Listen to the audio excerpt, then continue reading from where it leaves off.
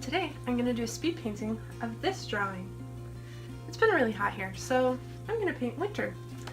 This is the next adventure girl in my series of adventure girls. They're RPG based, role-playing game based girls that are awesome and, you know, have bows and arrows and swords, all those cool things. This has been a really fun series to work on. It's all started off when I drew my own D&D character. And then I just started thinking about all the different classes that would be really fun to play that I just didn't have time to play that much D&D, so I started drawing them.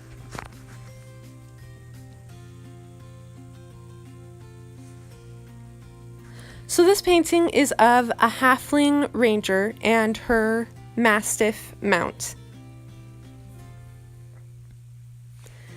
I think that it's great for artists to do series because I feel that they can really push you out of your comfort zone.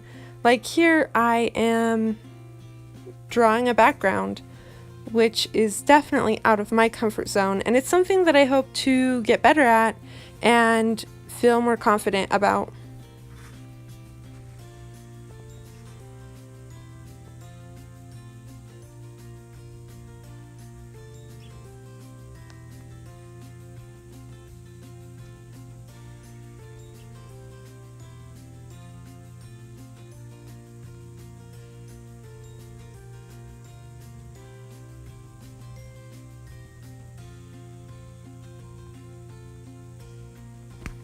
And here I'm just putting in some of the basic colors. I'm not really worried about shading or little details yet. I'm just getting in the basic colors that I want.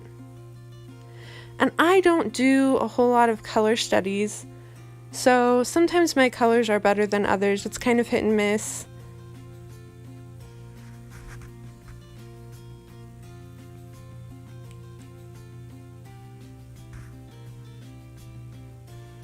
One of the really fun things about this piece was trying to figure out what sort of saddle and tack would a dog wear, and just kind of trying to modify it from what you'd see on a horse to a dog.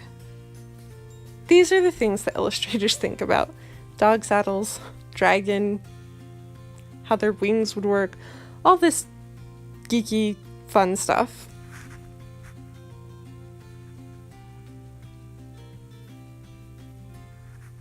Here I'm starting to go in and do some of the shading.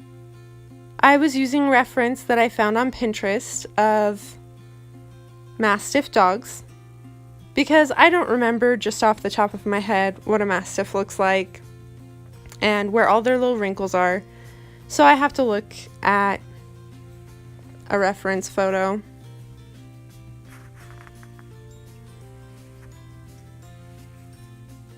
In my painting here, I was adding just a little bit of Payne's gray, which is a very bluish gray, to the shadows. One, because they're shadows, but also because I did the background with a lot of blue, and I just wanted to tie that color into this dog and this halfling, so it didn't look like they were in a different setting than the background. And it just sort of harmonizes the colors up.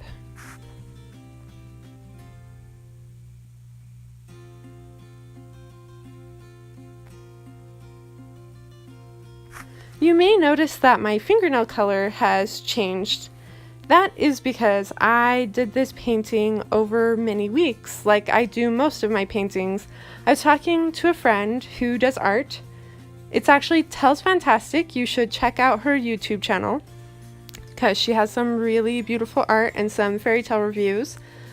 I will link to her below.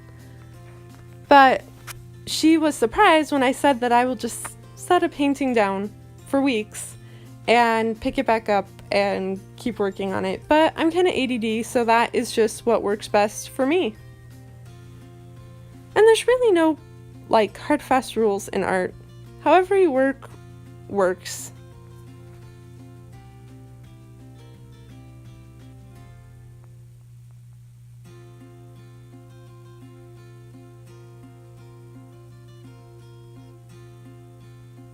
One of the things I really struggle with as an artist is to get my darks dark enough. So I'm always going back and making things darker and darker. I think it's really important to be critical of your own art or whatever thing you're pursuing so that you can improve. You don't want to get down on yourself, but you need to be able to assess where you are and where you can improve. And because if you don't, you won't ever get better.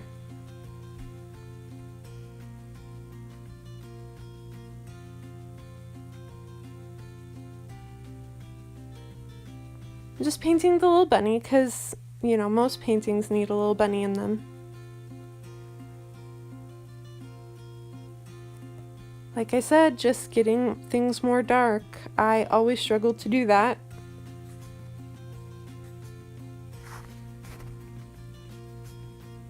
Thanks so much, you guys, for tuning in.